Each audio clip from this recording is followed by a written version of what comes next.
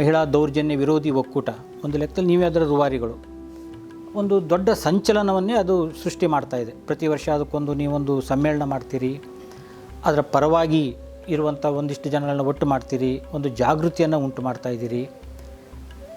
ಇದು ಅನಾದಿ ಕಾಲದಿಂದಲೂ ನಡ್ಕೊಂಡು ಬರ್ತಾ ಇರುವಂಥದ್ದು ಈ ದೌರ್ಜನ್ಯ ಅನ್ನುವಂಥದ್ದು. ಆದರೆ ಇದರಲ್ಲಿ ಆಗಿರುವಂಥ ಒಂದು ಉಪಯೋಗ ಏನು ಅಂತ ಹೇಳಿದರೆ, ಇವತ್ತು ನಮ್ಮ ಯೂತ್ಸಲ್ಲಿ, ಅದು ಎಸ್ಪೆಷಲಿ ಅಮಾಂಗ್ ಗರ್ಲ್ಸ್, ಇದೊಂದು ದೌರ್ಜನ್ಯ ಅಂತ ಒಂದು ಗೊತ್ತಾಗ್ತಾ ಇದೆ ಅವರಿಗೆ. ಕೆಲವೊಂದು ವಿಚಾರಗಳಿಗೆ ದೌರ್ಜನ್ಯ, ಅವ್ರು ಹಾಕೊಳ್ಳುವಂಥ ಬಟ್ಟೆಗಳಿರ್ಬೋದು, ಬಟ್ಟೆಗಳ ರಿಸ್ಟ್ರಿಕ್ಷನ್ ಇರ್ಬೋದು, ಅವರ ರೀತಿ ನೀತಿಗಳ ಬಗ್ಗೆ ರಿಸ್ಟ್ರಿಕ್ಷನ್ ಇರ್ಬೋದು, ಅವರ ಟೈಮ್ ಶೆಡ್ಯೂಲ್ ಇರ್ಬೋದು, ಇದೆಲ್ಲ ನಮ್ಮ ಮೇಲೆ ಹೇರ್ತಾ ಇರುವಂಥ ಒಂದಿಷ್ಟು ದಾರಿಗಳು ಅಂತ ಅವ್ರಿಗೆ ಗೊತ್ತಾಗ್ತಾ ಇದೆ. ಈ ಒಕ್ಕೂಟವನ್ನು ನಿಮಗೆ ಯಾಕೆ ಆರಂಭಿಸಬೇಕು ಅಂತ, ಯಾಕೆ ಆ ಕಡೆ ಒಂದು ಹಳ್ಳಿಗರನ್ನು ಎಜುಕೇಟ್ ಮಾಡಬೇಕು ನೀವು ಪ್ಲಾಸ್ಟಿಕ್ ವಿರೋಧಿ ಅಂತ, ಈ ಕಡೆ ನೀವು ಈ ದೌರ್ಜನ್ಯದ ವಿರುದ್ಧನೂ ಕೂಡ ದನಿ ಎತ್ತಬೇಕು. ಇಷ್ಟೊಂದು ಕಾರ್ಯಕ್ಷೇತ್ರಗಳಲ್ಲಿ ನಿಮ್ಮ ತೊಡಗಿಸ್ಕೊಳ್ತಾ ಇದ್ದೀರಲ್ಲ, ಇದಕ್ಕೆ ರೆಸ್ಪಾನ್ಸ್ ಹೇಗಿದೆ ನಿಮ್ಮ ಮಹಿಳಾ ದೌರ್ಜನ್ಯ ವಿರೋಧಿಗೆ? ಇಲ್ಲಿ ಒಂದು ಮೊದಲೇ ಸ್ಪಷ್ಟಪಡಿಸ್ಬೇಕು, ನಾನದರ ರೂವಾರಿ ಅಲ್ಲ. ಆ್ಯಕ್ಚುಲಿ ಮಹಿಳಾ ದೌರ್ಜನ್ಯ ವಿರೋಧಿ ಒಕ್ಕೂಟ ಅನ್ನೋದು ನನ್ನಂಥ ಹಲವು, ಅದು ಸರಸ್ವತಿ, ಮರ್ಲಿನ್ ಮಾರ್ಟಿಸ್ಸು, ರತಿರಾವು, ಸಬಿಹಾ ಭೂಮಿಗೌಡ, ಗುಲಾಬಿ ಬಿಳಿಮಲೆ ನಂತರದ ಹಲವರು 2012ರಲ್ಲಿ ನಿರ್ಭಯ ಅತ್ಯಾಚಾರ ಆದವಾಗ ಆ ಪ್ರಕರಣದ ನಂತರ ದೇಶದ ಎಲ್ಲ ಕಡೆ ಯೂತ್ಸು ಎಷ್ಟೊಂದು ಅದರ ವಿರುದ್ಧ ಹೋರಾಡಿದ್ರಲ್ಲ, ಆವಾಗ ಎಷ್ಟು ಹೇಳಿದರು, ಯಾವ ಥರ ಹೇಳಿದರು, ಈ ಅತ್ಯಾಚಾರಗಳು ನಿಲ್ಲದೆ ಇರುವಾಗ ಇದರ ವಿರುದ್ಧ ನಾವು ನಿಲ್ಲೇಬೇಕು. ಮತ್ತು ಮಹಿಳೆಯರು ಹಂಚೋಗ್ಬಿಟ್ಟಿದ್ದೀವಿ ನಾವು ನಮ್ಮ ಐಡಿಯಾಲಜಿಕಲ್ ಸಂಘಟನೆಗಳಲ್ಲಿ, ವೃತ್ತಿಪರ ಸಂಘಟನೆಗಳಲ್ಲಿ, ಜಾತಿ ಸಂಘಟನೆಗಳಲ್ಲಿ, ಆಮೇಲೆ ಬೇರೆ ಬೇರೆ ಇದರಲ್ಲಿ ನಮ್ಮನ್ನು ಯಾವುದು ಅಫಿಲಿಯೇಟ್ ಮಾಡುತ್ತೋ ಅಥವಾ ನಮ್ಮನ್ನು ಯಾವುದು ಬಾಧಿಸುತ್ತೋ ಆ ಸಂಘಟನೆಗಳಲ್ಲಿ ಹಂಚೋಗ್ಬಿಟ್ಟಿದ್ದೀವಿ. ಹೆಣ್ಣು ಅಂತ ಅಂಡರ್ ಒನ್ ಅಂಬ್ರೆಲ್ಲ ಬರೋದು ಯಾವಾಗ? ಹಾಗೆ ಬರೋ ಹಂಗಾಗಬೇಕಂತ ಇದೊಂದು ಕಂಪ್ಲೀಟ್ಲಿ ವಾಲಂಟ್ರಿ ಆರ್ಗನೈಸೇಷನ್, ರಿಜಿಸ್ಟ್ರ್ ಮಾಡ್ಕೊಂಡಿಲ್ಲ. ನಮ್ಮ ಸಂವಿಧಾನವನ್ನು ನಾವೇ ಬರ್ಕೊಂಡಿದ್ದೀವಿ. ನಾವು ಯಾವ ಹೈರಾರ್ಕಿನೂ ಇರಬಾರ್ದು ಅಂತ ಇದಕ್ಕೆ ಅಧ್ಯಕ್ಷರು, ಉಪಾಧ್ಯಕ್ಷರು, ಕಾರ್ಯದರ್ಶಿ, ಸಹ ಕಾರ್ಯದರ್ಶಿ ಯಾರೂ ಇಲ್ಲ. ಸಮನ್ವಯ ಸಮಿತಿ ಅಂತ ಒಂದು 15 ಜನ ಇರೋದ ಒಂದು ಗ್ರೂಪ್ ಇದೆ. ಈ ಸಲ ಒಂದು 5 ಜನರಿಗೆ ಕೆಲಸ ಮಾಡೋಕ್ಕೆ ಟೈಮ್ ಇದೆ, ನಾನು ಈ ಸಲ ಇದು ಮಾಡ್ತೀನಿ, ಅವ್ರು 5 ಜನ ಮಾಡ್ತಾರೆ, ಮುಂದಿನ ಸಲ ಇನ್ನೊಂದು 5 ಜನ ಇದು ತಗೊಳ್ತಾರೆ. ನೀನು ಇದು ಮಾಡು, ನೀ ಅಧ್ಯಯನ ಶಿಬಿರದ ನೋಡ್ಕೊ, ನಾನು ಅರಿವಿನ ಪಯಣದ ನೋಡ್ಕೊಳ್ತೀನಿ, ಮೆರವಣಿಗೆದು ನಾನು ನೋಡ್ಕೊಳ್ತೀನಿ. ಅವರವ್ರು ಉಳಿದವ್ರು ಆಯಾಯ ಜಿಲ್ಲೆ ಜೊತೆಗೆ ಕೋಆರ್ಡಿನೇಟ್ ಮಾಡಿಕೊಂಡು, ಇದು ಕಂಪ್ಲೀಟ್ಲಿ ನಾನ್ ಹೈರಾರ್ಕಿಕಲ್ ಕಲೆಕ್ಟಿವಿಸಮನ್ನು ನಂಬ್ಕೊಂಡಿರುವ ಸ್ಟ್ರಕ್ಚರ್. ನಿಮ್ಮ ಸಮನ್ವಯ ಸಮಿತಿಯಲ್ಲಿ ಪುರುಷರು ಇದ್ದಾರೆ? ಪುರುಷರಿಲ್ಲ, ಮಹಿಳೆಯರೇ ಇದ್ದಾರೆ. ಜಿಲ್ಲಾ ಸಮಿತಿಗಳಲ್ಲಿ ಪುರುಷರು ಇದ್ದಾರೆ ನಮ್ಮ ಜೊತೆಗೆ. ಮತ್ತು ನಾವು ಸಮಾವೇಶನ ನಡೆಸುವಾಗ ನಾವು ಪುರುಷರೂ ಸಹ ನಮ್ಮ ಜೊತೆಗೆ, ಮೊನ್ನೆ ಅಧ್ಯಯನ ಶಿಬಿರನ ಹೊಸಪೇಟೆಯಲ್ಲಿ ಮಾಡಿದ್ವಿ, ಅಲ್ಲಿ ಹುಡುಗರು ಇದ್ದರು, ಪುರುಷರು ಇದ್ದರು. ಆದರೆ ಹೆಚ್ಚಿನ ಸಂಖ್ಯೆಯಲ್ಲಿ, ಯಾಕೆಂದರೆ ನಮಗೆ ಮಹಿಳೆಯರನ್ನು ಅವ್ರದ್ದು ಏನು ಅಂತಲೇ ಗೊತ್ತಿಲ್ಲದೆ ಇರುವಾಗ, ಮಹಿಳೆಯರು ಈ ಸಮಾಜ ಹಾಕಿಕೊಟ್ಟಿರೋ ಚೌಕಟ್ಟೊಳಗೆ ಅವರೇ ಕೂತ್ಕೊಂಡಿರ್ತಾರೆ. ಇನ್ನೂ 3 ಜಡೆ ಕೂಡಿದ್ರು ಅಲ್ಲ, 100 ಜುಟ್ಟು ಕೂಡಿದ್ರು 3 ಜಡೆ ಕೂಡಲ್ಲ ಅಂತ ಹೆಣ್ಮಕ್ಳೇ ಹೇಳ್ಕೊಂತ ಕೂತಿರುವಾಗ, ಸೊ ಅವ್ರನ್ನ ಜಾಗೃತಿ ಮಾಡೋ ಇದಿರೋದ್ರಿಂದ ಹೆಣ್ಮಕ್ಳು ಜಾಸ್ತಿ ಇರ್ತಾರೆ. ಇದಕ್ಕೆ ರೆಸ್ಪಾನ್ಸ್ ಅಂದರೆ, ಈ ಯಾವ ಕಾಲದಿಂದ, ಈಗ ಅಕ್ಕ ಇದ್ದಾಳಲ್ಲ, ಅಕ್ಕ ಎಷ್ಟು ಪ್ರಶ್ನೆ ಎತ್ತಿಲ್ಲಲ್ವ. ಥೇರಿಯರು ಬುದ್ಧನಿಗೆ ಪ್ರಶ್ನೆ ಎತ್ತಿದ್ದಾರೆ, ನೀನು ಸಂಘದಲ್ಲಿ ಹೆಣ್ಮಕ್ಳನ್ನ ಸೇರಿಸ್ಕೊಳ್ಳಿಲ್ವಲ್ಲ ಅಂತ. ಆಮೇಲೆ ಕಂತಿ ಹಂಪನ ಇದು ಅದೆಲ್ಲ ನಿಮಗೆ ಗೊತ್ತೇನೇ ಇದೆ. ಅಕ್ಕನ ಕಾಲದ ಶರಣೆಯರು ಪ್ರಶ್ನೆ ಎತ್ತಿದ್ದಾರೆ. ಇದು ಕೇಳ್ತಾನೆ ಬಂದಿದ್ದಾರೆ ಸರ್, ಹೊಸ್ತಲ್ಲ. ಆದರೆ ಇವತ್ತಿಗೂ ಆ ಪ್ರಶ್ನೆಗಳು ಮತ್ತೆ ಮತ್ತೆ ಕೇಳಲ್ಪಡ್ತಾ ಇದ್ದಾವೆ, ಮತ್ತು ಹೊಸ ಹೊಸ ಸ್ವರೂಪದಲ್ಲಿ ಇದು ಬರ್ತಾ ಇದೆ. ಇದನ್ನು ಅಂದರೆ ನಮ್ಮ ಮುಗೀತಂತ ಏನೂ ಇಲ್ಲ. ಇದು ಈಗ 12 ವರ್ಷ ಆಯಿತು ಒಕ್ಕೂಟ ಶುರು ಮಾಡಿ, ಈ ಸಲ 13ನೇ ವರ್ಷ ಹಾಸ್ಪಿಟಲ್ ಕೆಲಸ ಮಾಡ್ತಿದ್ದೀವಿ. ಅಂದರೆ ನಾವು ಕೆಲಸ ಮಾಡಿರೋ 12 ವರ್ಷಗಳಲ್ಲಿ ಎಲ್ಲ ಸರಿಯಾಗಿಬಿಟ್ಟಿದೆ ಅಂತಲ್ಲ. ನಮ್ಮಲ್ಲಿ ಜನವಾದಿ ಮಹಿಳಾ ಸಂಘಟನೆ, ಆಲ್ ಇಂಡಿಯಾ ಕಿಸಾನ್ ಸಂಸ್ಕೃತಿ, ಎಷ್ಟೊಂದು ಸಂಘಟನೆಗಳು, ಮಹಿಳಾ ಸಂಘಟನೆಗಳು ಯಾವ ಕಾಲದಿಂದ ಕೆಲಸ ಮಾಡ್ತಿದ್ದಾರೆ. ಅದು ಹೆಂಗೆ ಅಂದರೆ, ಮನೆಯಲ್ಲಿ ಕಸ ಬೀಳ್ತಾನೆ ಇರುತ್ತೆ, ಕಸ ಹೊಡಿತಾನೆ ಇರಬೇಕು. ಇವತ್ತು ಕಸ ಹೊಡೆದಿದ್ದೀನಿ, ನಾಳೆ ಹೊಡೆದಿದ್ದೀರಿ ಆಗಲ್ಲ, ನಾಳೆನೂ ಬೀಳುತ್ತೆ, ನಾಳೆನೂ ಹೊಡೆಯೋದು, ನಾಡ್ದು ಹೊಡೆಯೋದು. ಹಾಗಾಗಿ ಮಹಿಳಾ ಸಂಘಟನೆ ಅನ್ನೋದು, ಮಹಿಳಾ ದೌರ್ಜನ್ಯ ವಿರೋಧ ಅನ್ನುವಂಥದ್ದು ಇವತ್ತು ನಮ್ಮ ಜೊತೆ ಶುರುವಾಗಿ ನಮ್ಮ ಜೊತೆ ಮುಗಿಯೋದಲ್ಲ. ಈಗ ನಮ್ಮ ಜೊತೆ ಶುರುವಾಗಿ ನಾಳೆನೂ, ನಾಡ್ದಿಗೂ, ಶ್ರೇಯಂಗೂ, ಸಂಗೀತಂಗೂ, ಭಾನುಗೂ, ಮತ್ತೊಬ್ಬರಿಗೂ ಎಲ್ಲರೂ ಅವರು ಮುಂದುವರ್ಸ್ಕೊಂಡು ಹೋಗಬೇಕು. ಯಾಕೆಂದರೆ ಅವರ ದೌರ್ಜನ್ಯದ ಸ್ವರೂಪ ಬೇರೆ ಇರುತ್ತೆ, ಅವರ ಬಿಡುಗಡೆಯ ದಾರಿಗಳು ಬೇರೆಯೇ ಇರುತ್ತೆ. ಅಕ್ಕ ಎತ್ತಿರುವ ಪ್ರಶ್ನೆಗಳನ್ನು ನಾನು ಎತ್ತಿದ್ರು, ಅಕ್ಕನ ಬಿಡುಗಡೆಯ ದಾರಿ ನನ್ನ ದಾರಿ ಅಲ್ಲ, ನನ್ನ ದಾರಿ ಬೇರೆ, ಅಕ್ಕನ ದಾರಿ ಬೇರೆ. ಹಾಗಾಗಿ ಇದು ಒಳ್ಳೆ ರೆಸ್ಪಾನ್ಸ್ ಇದೆ. ನಾವು ಅಳಿವಿನ ಪಯಣ ಅನ್ನೋ ಒಂದು ಜೆಂಡರ್ ಸೆನ್ಸಿಟಿವಿಟಿ ಕಾರ್ಯಕ್ರಮ ಸ್ಕೂಲ್ ಕಾಲೇಜ್ಗಳಿಗೆ ಹೋಗಿ ಮಾಡುವಂಥದ್ದು. 1 ಅವರಿನ ಒಂದು ಪ್ರೋಗ್ರಾಮ್, ಒಂದು 20 ನಿಮಿಷದ ನಾಟಕ ಮತ್ತು ಒಂದು 13 ಟಾಪಿಕ್ಗಳನ್ನು ಇಟ್ಕೊಂಡು ಮಾಡೋದು ತುಂಬ ಚೆನ್ನಾಗಿದೆ. ಬಟ್ ಒಂದಂದರೆ ಇದು ವಾಲಂಟ್ರಿಯಾಗಿ ಮಾಡೋದು. ಇದಕ್ಕೆ ನೀವು ಮಾಡೋದ್ರಿಂದ ಪ್ರಸಿದ್ಧಿಯಾಗಲಿ ಹಣಕಾಸಾಗಲಿ ಒಂದೇ ಸಲ ಸಿಕ್ಕಲ್ಲ. ಮತ್ತು ಎಷ್ಟು ಅವಶ್ಯಕತೆ ಇದೆ ಅಂದರೆ, ನಾವು ಒಂದು ಸಣ್ಣ ಮರಳ ಕಣದಷ್ಟು ಮಾಡ್ತಿರೋದಷ್ಟೇ. ಸೊ ಇದಕ್ಕೆ ಇನ್ನೂ ತುಂಬ ಕೈ ಜೋಡಿಸಬೇಕಾಗಿರೋ ಅಗತ್ಯ ಇದೆ ಅನ್ನೋ ಒಂದು ಹಂಬಲ್ನೆಸ್ ಇದೆಯೇ ಹೊರತು ನಮಗೆ ಏನೋ ಸಾಧನೆ ಮಾಡಿದ್ದೀವಿ ಅನ್ನೋ ತೃಪ್ತಿ ಅಂತೂ ಖಂಡಿತ ಇಲ್ಲ. ಈಗ ನಾನು ಆಗೊಂದು ವಿಚಾರವನ್ನು ನಿಮ್ಮ ಜೊತೆ ಪ್ರಸ್ತಾಪ ಮಾಡಿದೆ. ಸಾಕಷ್ಟು ಬದಲಾವಣೆಗಳಾಗ್ತಾ ಇದೆ ನಮ್ಮ ಸುತ್ತಮುತ್ತಲೂ ಕೂಡ. ಫಿಸಿಕಲಿ ನೋಡುವಾಗ ದೊಡ್ಡ ದೊಡ್ಡ ಬಿಲ್ಡಿಂಗ್ಗಳು, IT-BT ಕಂಪನಿಗಳು, ದೊಡ್ಡ ದೊಡ್ಡ ಅಗಲವಾದ ರಸ್ತೆಗಳು, ವಿಚಿತ್ರವಾದ ವಾಹನಗಳು, ಎಲ್ಲ ಫಿಸಿಕಲಿ ಸಾಕಷ್ಟು ಬದಲಾವಣೆಗಳು ನಮ್ಮ ಸುತ್ತಲೂ ನೋಡ್ತಾ ಇರ್ತೀವಿ ನಾವು. ಇದ್ರ ಜೊತೆಗೇ ನಮ್ಮ ಲೈಫ್ ಸ್ಟೈಲ್ ಅನ್ನೋದಿದೆಯಲ್ಲ, ಈಗ ನಾನು ಈ ಸಮುದಾಯಕ್ಕೆ ಸೇರಿದವನು ಅನ್ಬೇಕಾದ್ರೆ ನನಗೆ ನನ್ನದೇ ಆದಂಥ ಒಂದಿಷ್ಟು ಕಲ್ಚರ್ ಅಂತಿರೋ ಏನಂತಿರೋ ಅದು ಒಂದಿಷ್ಟು ನಾನು ಫಾಲೋ ಮಾಡಲೇಬೇಕು. ಅದು ಮದುವೆ ಸಮಾರಂಭ ಇರ್ಬೋದು ಅಥವಾ ಇನ್ನೊಂದು ಸಮಾರಂಭ ಇರ್ಬೋದು, ಹುಟ್ಟು ಸಾವು ಮದುವೆ ಮೂರರಲ್ಲಿ ಹಿಡಿದು ಬಿಡುತ್ತೆ ಅದು. ಅದೆಲ್ಲಕ್ಕೂ ಕೂಡ ಕೆಲವೊಂದಿಷ್ಟು ವಿಚಾರಗಳನ್ನ ನಾನು ಆ ಸಮುದಾಯಕ್ಕೆ ಸೇರಿದವನಾಗಿದ್ದರಿಂದ ನಾನು ಫಾಲೋ ಮಾಡ್ತಾಯಿದ್ದೀನಿ. ಅದು ನನ್ನ ಗಟ್ಟಿತನ.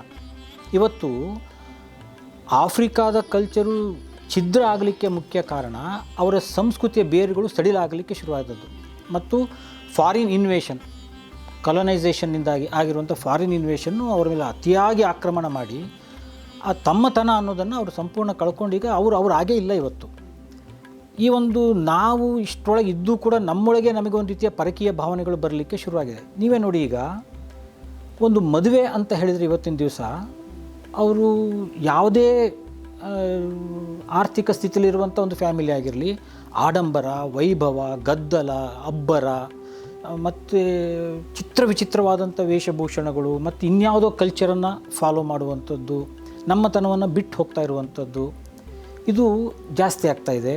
ಮತ್ತು ಒಂದು ಕಾಲ ಇತ್ತು, ಲೈಂಗಿಕ ಸಂಪರ್ಕಗಳು ಏನೇ ಇದ್ದರೂ ಕೂಡ ಓನ್ಲಿ ಆಫ್ಟರ್ ದ ಮ್ಯಾರೇಜ್ ಅಂತ. ಈಗ ಅದು ಕನ್ಸೆಂಟ್ ಇದ್ದರೆ ಆಗ್ಬೋದು ಅನ್ನುವಂಥ ಲೆವೆಲ್ಲಿಗೆ.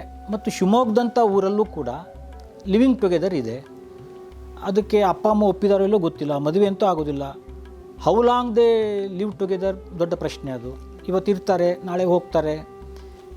ಈ ಥರದ್ದು ಸುತ್ತಮುತ್ತಲು ಸಾಕಷ್ಟು ನಡೀತಾ ಇದೆ ಈಗ. ಅದು ಆದರೆ ಇದು ನಮ್ಮ ಕಲ್ಚರ್ ಅಲ್ವಲ್ಲ. ಇದು ಈವನ್ ನಾನು ನೋಡ್ತೀನಲ್ಲ ಯೂತ್ಸಲ್ಲಿ ಒಂದು ಸಣ್ಣ ಬರ್ತ್ಡೇ ಪಾರ್ಟಿ ಅನ್ನುವಂಥದ್ದು ಒಂದು ವೈಭವದ ಕಾರ್ಯಕ್ರಮ ಅದವರಿಗೆ. ಅಲ್ಲ, ಅದು ಮಾರ್ಕೆಟಿಂದ ಆಗಿರೋದು. ಈಗ ನೀವು ಹೇಳಿದ್ರಲ್ಲ, ಮದುವೆ ಅನ್ನೋದು ಒಂದು ಮಾರ್ಕೆಟ್ ಆಯಿತಾ. ಅಲ್ಲಿ ಎಷ್ಟು ಜನರಿಗೆ ವ್ಯಾಪಾರ ಇದೆ ಒಂದು ಮದುವೆ ಆದರೆ.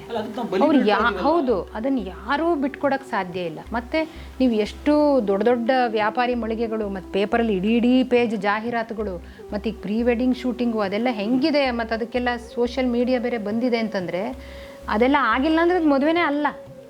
ಆ ಥರದ ಮಟ್ಟಿಗೆ ಇದು ಮಾರ್ಕೆಟಿನ ಪ್ರಭಾವದಿಂದ ಆಗಿರುವಂಥದ್ದು. ಅದು ಬರ್ತ್ಡೇ ಪಾರ್ಟಿ ಇರ್ಬೋದು ಅಥವಾ ಮದುವೆ ಇರ್ಬೋದು, ಬೇರೆ ಇನ್ಯಾವುದು. ಈವನ್ ಸಾವಿಂದು ಅಷ್ಟೇ, ಎಲ್ಲರೂ ಸಾವಿರಾರು ಗಟ್ಟಲೆ ಜನರನ್ನು ಸೇರಿಸೋದು, ಏನು ವರ್ಷ ತಿಥಿ ಮಾಡೋದು. ಮುಂಚೆ ಎಲ್ಲ ಮಾಡ್ತಾನೆ ಇರಲಿಲ್ಲ. ಈಗೆಲ್ಲ ಏನು ಎಲ್ಲ ವರ್ಷ ತಿಥಿ ಮಾಡೋದೇನು, ಅವ್ರದ್ದೇನು ಅದ್ದೂರಿ ಕಟೌಟ್ಗಳು ಹಾಕೋದೇನು, ಆ ಥರದ್ದೆಲ್ಲ ಶುರುವಾಗಿದೆ. ಇದು ಮಾರ್ಕೆಟಿನ ಇದು. ಮತ್ತು ಈ ಗ್ಲೋಬಲೈಸ್ಡ್ ವರ್ಲ್ಡಲ್ಲಿ, ಈ ಇಂಡಸ್ಟ್ರಿಯಲ್ ವರ್ಲ್ಡಲ್ಲಿ ಒಂದು ಭೂಮಿ ಮೇಲೆ ಯಾವತ್ತು 750 ಕೋಟಿ ಜೀವಿಗಳು ಅತ್ಯಂತ ಬಲಶಾಲಿ ಪ್ರಭೇದದವು ಇರಲಿಲ್ಲ.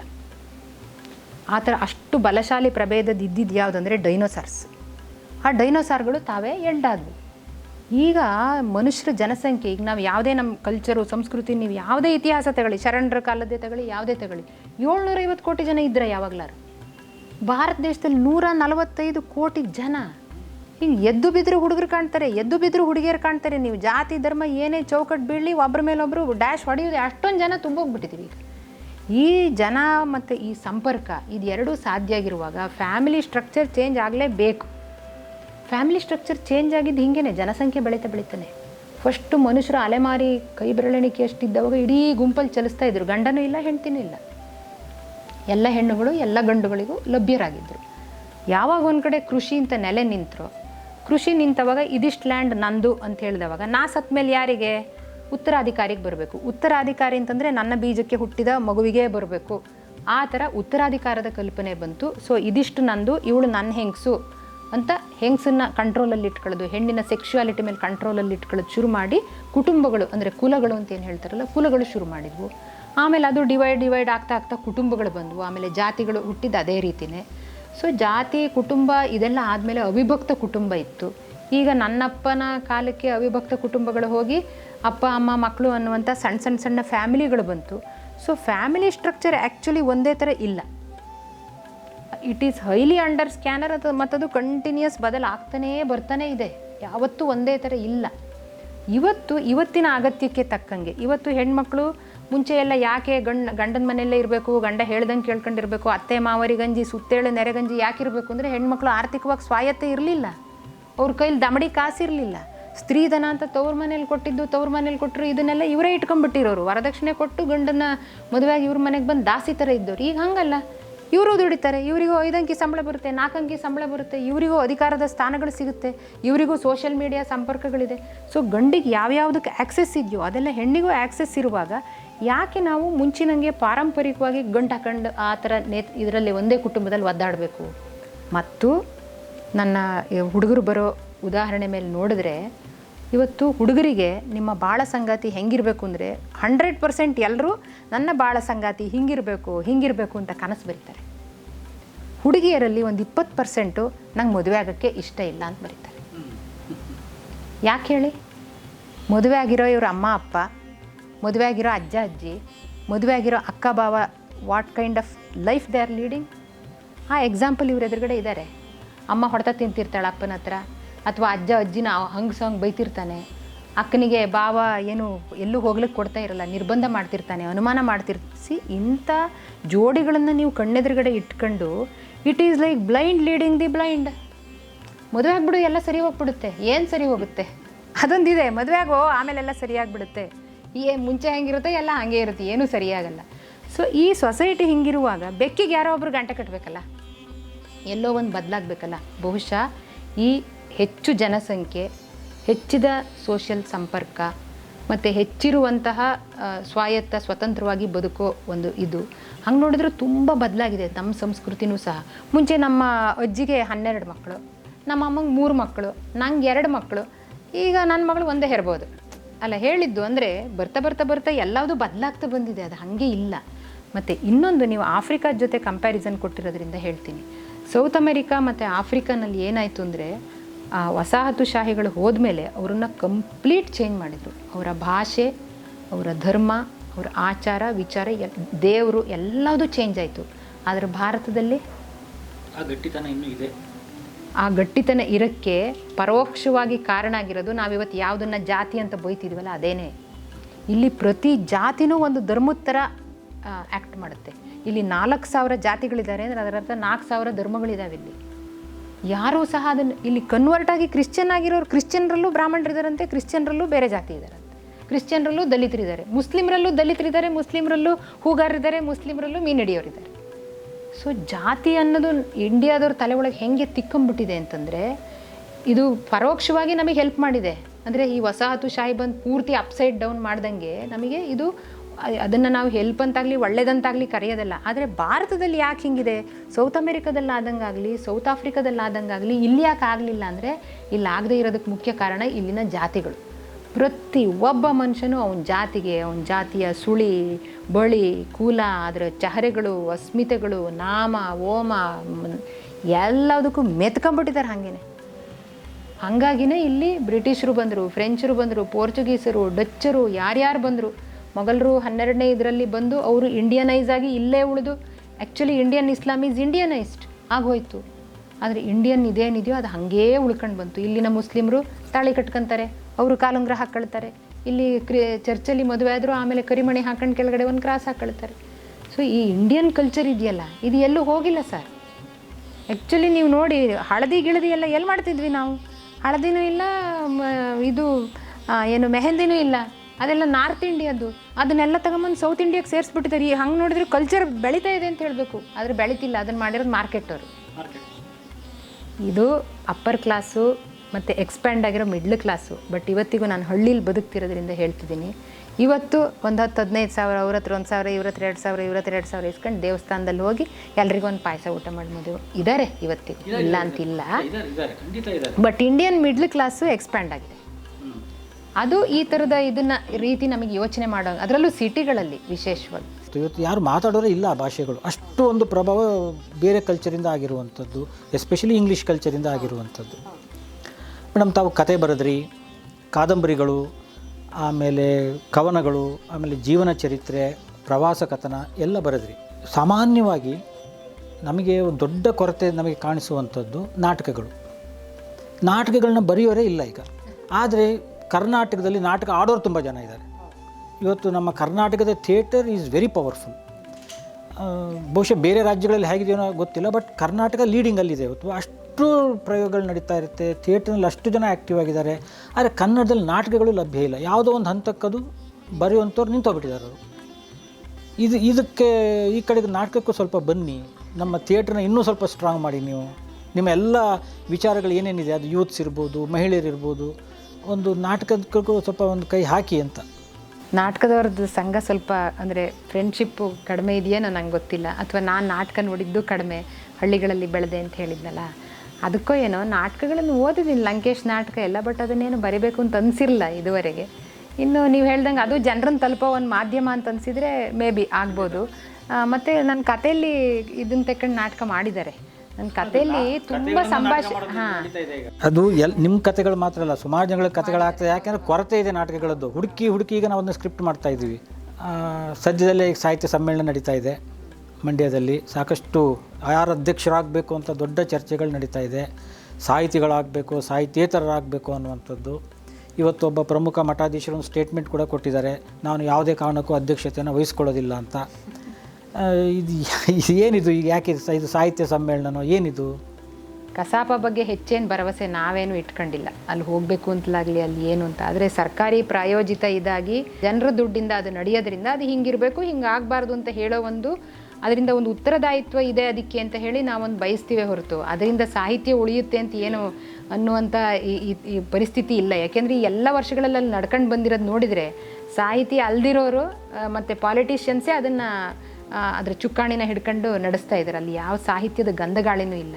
ಮತ್ತು ಈಗಂತೂ ಅದನ್ನು ಒಂದು ಧರ್ಮಕ್ಕೆ ಕಟ್ಟಾಕಿ ಅದನ್ನು ಭುವನೇಶ್ವರಿ ಮಾತೆ ಅಂತ ಮಾಡಿ, ಆ ಭುವನೇಶ್ವರಿನ ಎಲ್ಲ ಇಡೀ ಊರಿಡೀ ಸುತ್ತಾಡಿ ಈಗ ಇದರಲ್ಲಿ ಟಾರ್ಚನ್ನು ಹಿಡ್ಕೊಂಡು ಬಂದಂಗೆ, ಹಾಗೆ ಭುವನೇಶ್ವರಿ ಕನ್ನಡ ಇದನ್ನು ಎಲ್ಲ ಕಡೆ ತಿರ್ಸಿ ಕಡೆಗೆ ಮಂಡ್ಯಕ್ಕೆ ತಗೊಂಡು ಹೋಗುವಂಗೆ.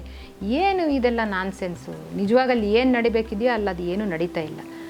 ಕಸಾಪ ಅನ್ನುವಂಥದ್ದು ಸರ್ಕಾರದಿಂದ ಕೋಟಿಗಟ್ಟಲೆ ದುಡ್ಡು ತಗೊಳುತ್ತಲ್ಲ, ಆ ಕೋಟಿಗಟ್ಟಲೆ ತಗೊಂಡಿರೋ ದುಡ್ಡಲ್ಲಿ ಅಟ್ಲೀಸ್ಟ್ ಮಂಡ್ಯದಲ್ಲಿರೋ ಸಾಹಿತಿಗಳಿಗಾದರೂ ಯಾರಿಗಾದರೂ ಹೆಲ್ಪ್ ಆದರೆ, ಅಲ್ಲಾದರೂ ಒಂದಷ್ಟು ಜನ ಹೊಸ ಕವಿಗಳು ಹುಟ್ಕೊಂಡ್ರೆ, ಒಂದು ಅರ್ಥಪೂರ್ಣ ಆಗಿರೋ ಸಂವಾದ ನಡೆದ್ರೆ. ಆದರೆ ಅದು ಹೇಳಕ್ಕೆ ಹೋದರೆ ಇಟ್ಸ್ ಎ ಪ್ಯಾಂಡರಾಸ್ ಬಾಕ್ಸ್. ಈಗಲ್ಲಿ ಕೂತಿರೋರು ಸಾಹಿತ್ಯೇತರ ಅಲ್ಲ. ನಾನು ನೋಡಿ, ಒಬ್ಬ ಮಹಿಳೆಯಾಗಿ 87 ಸಾಹಿತ್ಯ ಸಮ್ಮೇಳನದಲ್ಲಿ ಇದುವರೆಗೆ ಬರೀ 4 ಜನ ಮಹಿಳೆಯರು ಮಾತ್ರ ಅಧ್ಯಕ್ಷೆಯರಾಗಿರೋದು. ಎಷ್ಟು ಜನ ಹೆಣ್ಮಕ್ಳಿದಾರಲ್ಲ, ಹಿಂಗೆ ಹೇಳಿದ ಕೂಡಲೇ ಓ ಇವ್ರು ತಾವು ಅಧ್ಯಕ್ಷ ಆಗಬೇಕು ಅಂತ ಹಿಂಗೆ ಹೇಳ್ತಿದ್ದಾರೆ ಅಂತ ನಮ್ಮ ಖಂಡಿತ ಅಲ್ಲ. ಇಲ್ಲ, ಖಂಡಿತ ಅಲ್ಲ. ಅಲ್ಲ, ಮಹಿಳಾ ಸಾಹಿತಿಗಳು ಇದಾರಲ್ಲ, ಬೇಕಾದಷ್ಟು ಜನ ಇದ್ದಾರೆ, ಯಾವ ಕಾಲದಿಂದನೂ ಇದ್ದಾರೆ. ಜಯದೇವಿ ತಾಯಿ ಲಿಗಾಡೆ ಅವರು ಮೊದಲಾಗಿದ್ಬಿಟ್ರೆ ಇತ್ತೀಚಿನ 4 ಜನ ಆಗಿರೋದು 87ರಲ್ಲಿ. ಈಗಲೂ ಸಹ ಒಬ್ಬ ಮಹಿಳೆ ಆಗಲಿ ಅಂತ ಮಹಿಳಾ ಹೆಸರನ್ನು ಮುನ್ನೆಲೆ ತರೋರು ಎಷ್ಟು ಜನ ಇದ್ದಾರೆ? ಸ್ವಾಮಿಗಳದ್ದು ಮಾತು ಹೇಳ್ತಾರೆ, ಇನ್ಯಾರೋ ಅಧಿಕಾರಿದ ಮಾತು ಹೇಳ್ತಾರೆ, ಮತ್ತೊಬ್ಬರು ಖಂಡಿತವಾಗಿ ಅವರೇ. ಕೆಲವರೆಲ್ಲ ಸಾಹಿತಿಗಳು ಹಿರಿಯರ ಹೆಸರು ಬರ್ತಾ ಇದೆ, ಅವರೆಲ್ಲ ಕೆಲಸ ಮಾಡಿರೋರೇ, ಇಲ್ಲ ಅಂತ ಅಲ್ಲ. ಬಟ್ ಈ ಕನ್ನಡ ಸಾಹಿತ್ಯನ ಶ್ರೀಮಂತಗೊಳಿಸಿರೋರಲ್ಲಿ ಮಹಿಳೆಯರಿಲ್ವಾ, ಅಥವಾ ಅಲ್ಪಸಂಖ್ಯಾತ ಸಮುದಾಯದವರಿಲ್ವಾ? ಇದನ್ನೆಲ್ಲ ಕಸಾಪದಂಥ ಸಂಸ್ಥೆ ನೋಡಿದೆ, ಯಾರ್ಯಾರನ್ನೋ 1-2 ಪುಸ್ತಕ ಏನು ಬರೆದಿದ್ದಾರೋ ಏನು ಬಿಟ್ಟಿದ್ದಾರೋ ಅಂತ ಗೊತ್ತಿಲ್ಲ, ಅದರ ಲಿಟ್ರರಿ ಕಾಂಟ್ರಿಬ್ಯೂಷನ್ ಏನಂತ ಗೊತ್ತಿಲ್ಲ, ಅಂಥವ್ರನ್ನ ಸಾಹಿತ್ಯ ಸಮ್ಮೇಳನದ ಅಧ್ಯಕ್ಷರು ಮಾಡೋದು ಅಂತಂದರೆ ಅದು ಖಂಡಿತ ಸಲ್ಲದ ನಡೆ. ಮತ್ತು ಸಾಹಿತ್ಯ ಕಸಾಪಕ್ಕೆ ಸಾಹಿತಿಗಳೇ ಅಧ್ಯಕ್ಷರಾಗಬೇಕಾಗಿರುವಂಥದ್ದು. ಉಳಿದಿದ್ದೆಲ್ಲ ಯಾವ್ಯಾವುದೋ ಅಕಾಡೆಮಿಗಳಿದಾವಲ್ಲ, ಬೇರೆ ಯಾರ್ಯಾರೋ ಏನೇನೋ ಉತ್ಸವಗಳು ನಡೆಸ್ತಾ ಇರ್ತಾರೆ. ಹಂಪಿ ಉತ್ಸವ, ಆನೆಗೊಂದಿ ಉತ್ಸವ, ಅದಕ್ಕೆ ಇವ್ರು ಯಾರನ್ನ ಕರೀತಾರೆ? ನಾವೇನಾರು ಸಾಹಿತಿ ಕರಿ ಅಂತ ಹೇಳ್ತೀವ? ಏನಿಲ್ಲ ತಾನೆ. ಹಂಪಿ ಉತ್ಸವಕ್ಕೆ ಯಾರನ್ನಾರು ಕರೀಲಿ, ಕರಾವಳಿ ಉತ್ಸವಕ್ಕೆ ಕರೀಲಿ, ಪಂಪ ಉತ್ಸವಕ್ಕೆ ಇನ್ಯಾರ್ಯಾರನ್ನ ಕರಿತಾ ಇರ್ತಾರೆ, ಅಲ್ಲೆಲ್ಲ ಅವರೇ ಬಂದು ಕೂತಿರ್ತಾರೆ. ಬಟ್ ಅಟ್ಲೀಸ್ಟ್ ಸಾಹಿತ್ಯ ಸಮ್ಮೇಳನದಲ್ಲಾರು ನೀವು ಸಾಹಿತಿ ಕರೀದಿದ್ರಿ, ಇನ್ಯಾರನ್ನ ಕರಿಬೇಕು? ಅದನ್ನು ಕಸಾಪ ಅಂತ ಯಾಕೆ ಕರಿಬೇಕು? ಅಲ್ಲಿ ಸಾಹಿತಿಗಳೇ ಅಧ್ಯಕ್ಷರಾಗಬೇಕು. ಪರಿಷತ್ ಅನ್ನೋದು ಹೆಸರು ತೆಗೆದು ಬಿಡಲಿ. ಅವಾಗ ಸಾಹಿತ್ಯ ಅಂತ ಯಾಕೆ ಇರ್ಬೇಕು? ಅವಾಗ ಸಾಹಿತ್ಯ ಸಮ್ಮೇಳನ ಬೇಡ ಹೆಸರು, ಸಾಹಿತ್ಯ ಸಮ್ಮೇಳನ ಅಂತ ಯಾಕೆ ಕರಿಬೇಕು? ಕನ್ನಡ ಸಮ್ಮೇಳನ, ರಾಜಕೀಯ ಸಮ್ಮೇಳನ ಅಂತ ಕರೀರಿ, ಇನ್ನೇನೋ ಒಂದು ಹಬ್ಬ ಅಂತ ಕರ್ಕೊಳ್ಳಿ, ಏನು ಬೇಕಾದ್ರೂ ಕರ್ಕೊಳ್ಳಿ. ಅವರು ಸಾಹಿತ್ಯ ಸಮ್ಮೇಳನ ಅಂತ ಆಗಲ್ಲ. ಈಗಲೇ ಅದರಲ್ಲಿ ಸಾಹಿತ್ಯದ ಅಂಶ ಬರ್ತಾ ದಿನದಿಂದ ದಿನಕ್ಕೆ ಕ್ಷೀಣ ಆಗ್ತಾ ಇದೆ, ಹೋಗಿರೋರಿಗೆಲ್ಲ ಗೊತ್ತಿದೆ ಸರ್. ಆದ್ರೂ ಲಕ್ಷಗಟ್ಟಲೆ ಜನ ಹೋಗ್ತಾರೆ, ಪುಸ್ತಕ ಮಳಿಗೆಗಳು ಹೋಗ್ತವೆ, ಅವ್ರಿಗೆ ಪುಸ್ತಕ ನೋಡೋಕ್ಕೆ ಸಿಗುತ್ತೆ, ಸಾಹಿತಿಗಳ ಜೊತೆ ನೋಡೋಕ್ಕೆ ಒಂದು 10% ಜನರಾರು ಆಸಕ್ತಿ ಇರೋರು ಬರ್ಬೋದು. ಹಾಗಾಗಿ ನಾವು ಅದನ್ನು ಕಡೆಗಣಿಸುವಂಗಿಲ್ಲ. ಮತ್ತದು ಜನರಲ್ ದುಡ್ಡಲ್ಲಿ ನಡೆಯುವಂಥದ್ದು. ಕಸಾಪ ಅನ್ನುವಂಥದ್ದು ಗೌರ್ಮೆಂಟಿನ ಭಾಗ ಆಗಿರೋ ಸಂಸ್ಥೆ. ಹಾಗಾಗಿ ಅದ್ರ ಬಗ್ಗೆ ನಾವು ಧ್ವನಿ ಎತ್ತುವಂಥದ್ದು. ಅದಕ್ಕೊಬ್ಬ ಮಹಿಳೆ ಆಗಬೇಕು ಮತ್ತು ಸಾಹಿತಿ ಆಗಬೇಕು ಈ ಸಲ ಅನ್ನೋದು ನನ್ನ ಅಭಿಪ್ರಾಯ. ಅದು ಒಂದು. ಆಮೇಲೆ ತಾವೇ ಹೇಳಿದಾಗೇ ಯಾವುದೂ ಸಿಸ್ಟಮೆಟಿಕ್ಕಾಗಿ ನಡೆಯೋದಿಲ್ಲ. ಅಲ್ಲಿ ದೊಡ್ಡ ಜಾತ್ರೆ, ಅದು ಕೋಟಿಗಟ್ಟಲೆ ದುಡ್ಡನ್ನು ತೆಗೆದುಕೊಂಡು 3-4 ದಿನ ಒಂದು ಜಾತ್ರೆ ಥರ ಅದು ನಡೆದೋಗುತ್ತೆ ಹೊರತು ಒಂದು ಸ್ಟ್ರೀಮ್ ಲೈನ್ ಆಗಿ ಸಾಹಿತ್ಯದ ಬಗ್ಗೆ ಚರ್ಚೆಗಳು, ಈ ವಿಚಾರಗಳು, ಇದು ಯಾವುದು ಕೂಡ ಅಲ್ಲಿ ಚರ್ಚೆ ಗಂಭೀರ ಚರ್ಚೆನೂ ನಡೆಯಲ್ಲ. ಮಹಾ ದೊಡ್ಡ ಕವಿಗೋಷ್ಠಿ ನಡೀತಾ ಇರುತ್ತೆ, ಅಲ್ಲಿ ಎದುರುಗಡೆ 100 ಜನ ಕೂತಿರಲ್ಲ. 1 ಲಕ್ಷ ಜನ ಊಟ ಮಾಡಿದ್ದಾರೆ ಅಂತ ಬರೀತಾರೆ. ಆ 1 ಲಕ್ಷ ಜನ ಎಲ್ಲಿರ್ತಾರೆ ಅಂತ ನಮಗೆ ಗೊತ್ತಾಗಲ್ಲ. ಅದೇ ಈ ಸರ್ಕಾರಿ ನೌಕರರಿಗೆ ಅಲ್ಲಿ ಹೋದ್ರೆ ಓಡಿ ಕೊಡ್ತೀವಿ ಅಂತ ಆ ಅವರು ಫಸ್ಟ್ ಡೇ ಬಂದು ದೊಡ್ಡ ಕ್ಯೂ ಇರುತ್ತೆ, ಜಗಳ ಫಸ್ಟ್ ಡೇ ಬಂದು ರಿಜಿಸ್ಟರ್ ಮಾಡಿಸ್ಕೊಂಡು ಅಂತೂ ಇನ್ನೊಂದು ಅಟೆಂಡೆನ್ಸಿಗೆ ಲಾಸ್ಟ್ ಡೇನೇ ಬರೋದು ಅವರು.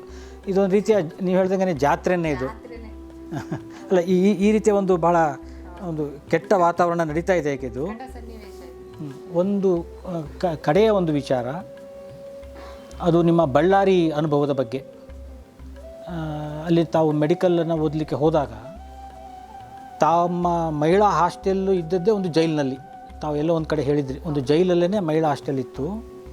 ಅಲ್ಲಿ ಈ ಕೂಲಿ ಕಾರ್ಮಿಕರ ಮಕ್ಕಳು ಮತ್ತು ಕಟ್ಟಡ ಕಟ್ಟುವಂಥವರ ಮಕ್ಕಳುಗಳು, ಅವರ ಒಂದು ಸ್ಥಿತಿಯನ್ನು ನೋಡಿ ನೀವು ಅವ್ರ ಬಗ್ಗೆ ಹೆಚ್ಚಿಗೆ ಕಾಳಜಿಯನ್ನು ತಗೊಳ್ಳೋಕೆ ಶುರು ಮಾಡ್ತೀರಿ.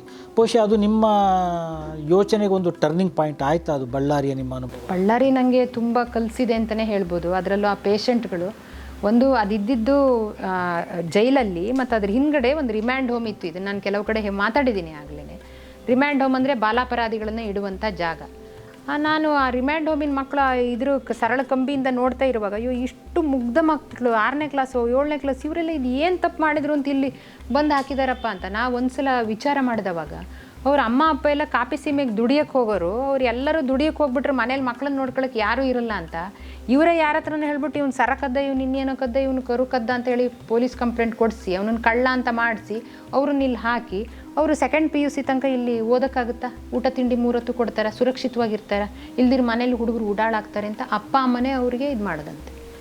ನನಗಂತೂ ಈ ವಿಚಾರ ತಿಳಿದವಾಗ ನನಗಿದನ್ನು ಅರಗಿಸ್ಕೊಳ್ಳೋಕ್ಕೆ ತುಂಬ ಟೈಮ್ ತಗೊಳ್ತು. ಅಂದರೆ ನಮಗೆ ತುಂಬ ಶ್ರೀಮಂತ ಮನೆತನ ಅಲ್ದಿದ್ರೂ ಸಹ, ಎಂಥ ಕುಗ್ರಾಮದಲ್ಲಿದ್ದರೂ ಸಹ ಮನೆಯಲ್ಲಿ ಪ್ರೀತಿಸೋ ತಾಯಿ ತಂದೆ ಇದ್ದಾರೆ. ಈ ತಾಯಿ ತಂದೆನೇ ಎಂಥ ಸನ್ನಿವೇಶದಲ್ಲಿದ್ದಾರೆ ಅಂತಂದರೆ, ನಮ್ಮ ಮಗು ಕಳ್ಳ ಅಂತ ಅನ್ಸ್ಕೊಂಡ್ರೂ ಪರವಾಗಿಲ್ಲ, ಇವನಲ್ಲಿ ಹೋಗಿ ರಿಮ್ಯಾಂಡ್ ಹೋಮಲ್ಲಿ ಇದ್ದರೆ ಅವನು ಸೇಫಾಗಿರ್ತಾನಪ್ಪ, ನಾವು ಕಾಫಿ ಸೀಮಿಗೆ ದುಡಿಯೋಕ್ಕೆ ಹೋಗ್ಬೋದು ಅಂದರೆ ಅವ್ರ ಸನ್ನಿವೇಶ, ಅವ್ರ ಪರಿಸ್ಥಿತಿ ಏನಿರ್ಬೋದು.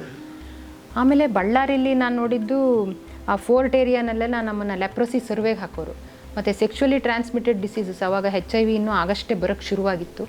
ಆಮೇಲೆ ಸಿಫಿಲಿಸು, ಬೇರೆ ಬೇರೆ ಇದಕ್ಕೆಲ್ಲ ದೇವದಾಸಿಯರೆಲ್ಲ ಜಾಸ್ತಿ ಅಲ್ಲ ಆ ಏರಿಯಾನಲ್ಲಿ. ಅಲ್ಲಿ red light area sex workers ಅವರೆಲ್ಲ ಬರೋರು, ನಮ್ಮ ಸ್ಕಿನ್ ಆ್ಯಂಡ್ OPD ಬರೋರು. ಮತ್ತು TB ಸ್ಯಾನಿಟೋರಿಯಂ, ಒಂದು ದೊಡ್ಡ ಸ್ಯಾನಿಟೋರಿಯಂ, ಅಲ್ಲಿ 100 TB ಪೇಷಂಟ್ಗಳಿದ್ದರು.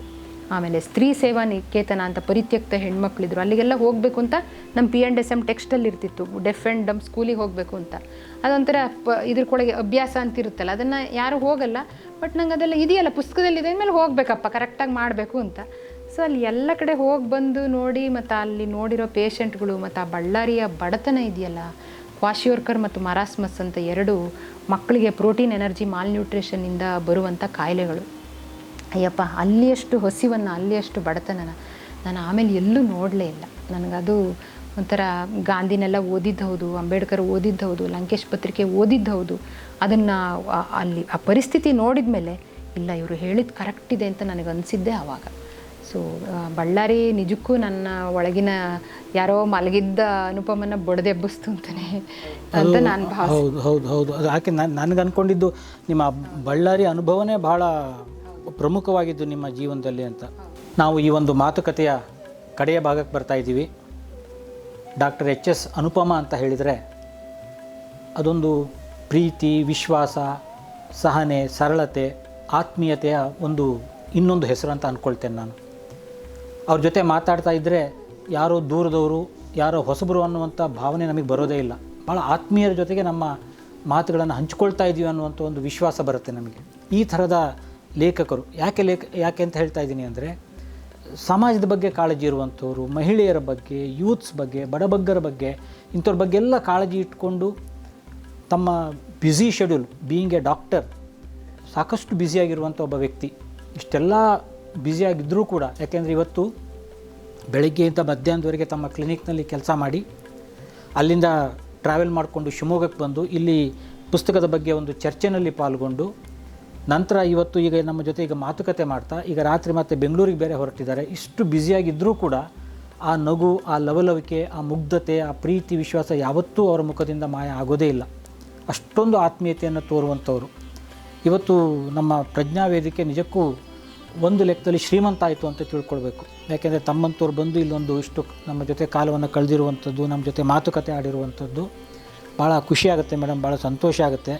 ನಿಮ್ಮ ವೈದ್ಯಕೀಯ ಸೇವೆ, ನಿಮ್ಮ ಸಮಾಜಕ್ಕೆ ತಾವು ಮಾಡ್ತಾ ಇರುವಂಥ ಸೇವೆ ಮತ್ತು ತಮ್ಮ ಸಾಹಿತ್ಯ ಸೇವೆ ಇವೆಲ್ಲವೂ ಇನ್ನೂ ಕೂಡ ಹೆಚ್ಚು ಮುಂದುವರಿತಾ ಹೋಗಲಿ ಅಂತ ನಾವು ಆಶಿಸ್ತಾ ಇದ್ದೇವೆ. ನಾನು ಕಾರ್ಯಕ್ರಮವನ್ನು ನಿಮ್ಮ ಹಾಡಿನಿಂದ ನಾನು ಮುಕ್ತಾಯ ಮಾಡಲಿಲ್ಲ ಅಂತ ಹೇಳಿದರೆ ಬಹುಶಃ ಕೆಲವರಾದರೂ ಬೇಜಾರು ಮಾಡ್ಕೊಳ್ತಾರೆ. ಹಾಗೆ ದಯವಿಟ್ಟು ನಿಮ್ಮ ನೆಚ್ಚಿನ ಒಂದು ಹಾಡನ್ನು ಇವತ್ತು ಹಾಡಬೇಕು ಅಂತ ನಾನು ಕೇಳ್ಕೊಳ್ತೇನೆ. ಮಾತಾಡಿ ನನ್ನ ಧ್ವನಿ ಎಷ್ಟು ಸರಿ ಇದೆಯೋ ಗೊತ್ತಿಲ್ಲ, ಆದ್ರೂ ಸಹ ಇದು ನಂಗೆ ತುಂಬ ಇಷ್ಟದ ಹಾಡು.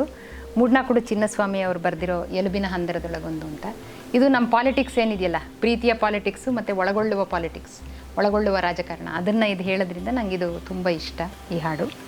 ನನ್ನ ಎಲುಬಿನ ಹಂದರದೊಳಗೊಂದು ಮಂದಿರವಿದೆ, ನನ್ನ ಎಲುಬಿನ ಹಂದರದೊಳಗೊಂದು ಮಂದಿರವಿದೆ, ಉಚ್ಛ್ವಾಸ ನಿಶ್ವಾಸಗಳ ಓಂಕಾರವಿದೆ, ಅಲ್ಲಿದ್ದಾನೆ ರಾಮ, ಅಲ್ಲಿದ್ದಾನೆ ರಾಮ, ಅಲ್ಲಿ ರಾಮನಿದ್ದಾನೆ, ಅಲ್ಲಿ ರಾಮನಿದ್ದಾನೆ, ಅಲ್ಲಿ ರಾಮನಿದ್ದಾನೆ, ಅಲ್ಲಿ ರಾಮನಿದ್ದಾನೆ. ನನ್ನ ಎಲುಬಿನ ಹಂದರದೊಳಗೊಂದು ಮಸೀದಿ ಇದೆ,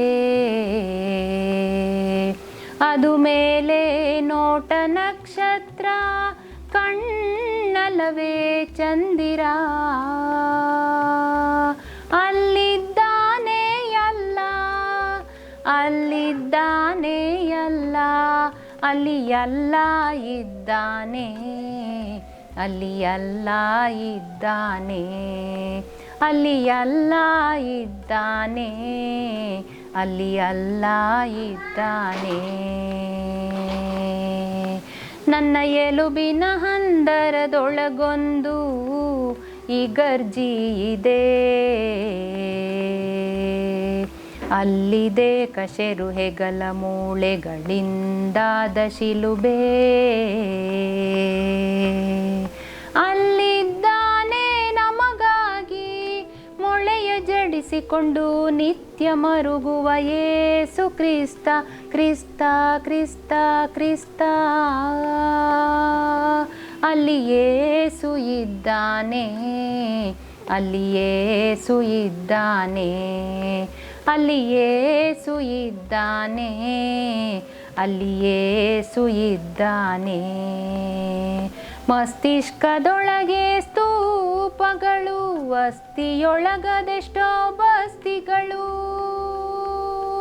ಸದಾ ಸ್ವಸ್ಥವಾಗಿರುವ ಬುದ್ಧನಿದ್ದಾನೆ, ಮಹಾವೀರನಿದ್ದಾನೆ, ಅಲ್ಲಿ ಬುದ್ಧ ಇದ್ದಾನೆ, ಮಹಾವೀರನಿದ್ದಾನೆ, ಅಲ್ಲಿ ಬುದ್ಧ ಇದ್ದಾನೆ, ಮಹಾವೀರನಿದ್ದಾನೆ. ರಕ್ತ ಮಾಂಸದ ದೇಹಗಳುರುಳಿದವೋ, ದೇಗುಲಗಳುಳಿದಿವೆ, ನನ್ನ ಎಲುಬಿನ ಹಂದರದೊಳಗೆ ಬೆಚ್ಚನೆಯ ಭಕ್ತಿ ಪಂಜರದೊಳಗೆ, ಅಲ್ಲಿ ಅಕ್ಕ ಇದ್ದಾಳೆ, ಮಹಾದೇವಿ ಇದ್ದಾಳೆ, ಅಲ್ಲಿ ಅಣ್ಣ ಇದ್ದಾನೆ, ಬಸವಣ್ಣ ಇದ್ದಾನೆ, ಅಲ್ಲಿ ಯವ್ವ ಇದ್ದಾಳೆ, ಮಾರವ್ವ ಇದ್ದಾಳೆ, ಅಲ್ಲಿ ಮಾರಿ ಇದ್ದಾಳೆ, ಅಲ್ಲಿ ಮೇರಿ ಇದ್ದಾಳೆ, ಮಾದೇಶ್ವರನಿದ್ದಾನೆ, ಮಂಟೇಶನಿದ್ದಾನೆ, ಮಂಟೇಶನಿದ್ದಾನೆ, ಮಂಟೇಶನಿದ್ದಾನೆ. ಯೂಟ್ಯೂಬ್ ಚಾನಲ್ನಲ್ಲಿ ಡಾಕ್ಟರ್ ಅನುಪಮ ಅವರ ಅನೇಕ ಇಂಟರ್ವ್ಯೂಗಳು, ಮಾತುಕತೆಗಳು ನಮಗೆ ಲಭ್ಯ ಇದೆ. ಸಾಕಷ್ಟು ವಿಚಾರಗಳು ಅಲ್ಲೆಲ್ಲ ಚರ್ಚೆ ಆಗಿದೆ. ಆದರೆ ಇವತ್ತಿನ ನಮ್ಮ ಈ ಮಾತುಕತೆಯಲ್ಲಿ ಅನೇಕ ಹೊಸ ವಿಚಾರಗಳನ್ನ ನಾವು ಚರ್ಚೆ ಮಾಡಿದ್ದೀವಿ ಅಂತ ಅಂದ್ಕೊಳ್ತಾ ಇದ್ದೇವೆ. ಇದನ್ನು ಆಗಲಿಕ್ಕೆ ಅವಕಾಶ ಮಾಡಿಕೊಟ್ಟಂಥ ಡಾಕ್ಟರ್ ಅನುಪಮ್ಮ ಅವರಿಗೆ ನಮ್ಮ ಪ್ರಜ್ಞಾ ಪುಸ್ತಕ ಮಂದಿರದಿಂದ ಮತ್ತು ನಮ್ಮ ಪ್ರಜ್ಞಾ ವೇದಿಕೆ ವತಿಯಿಂದ ಹೃತ್ಪೂರ್ವಕವಾದಂಥ ಧನ್ಯವಾದಗಳನ್ನು ಮತ್ತೊಮ್ಮೆ ಸಲ್ಲಿಸ್ತಾ ಇದ್ದೇನೆ. ನಮಸ್ತೆ madam. Thank you very much.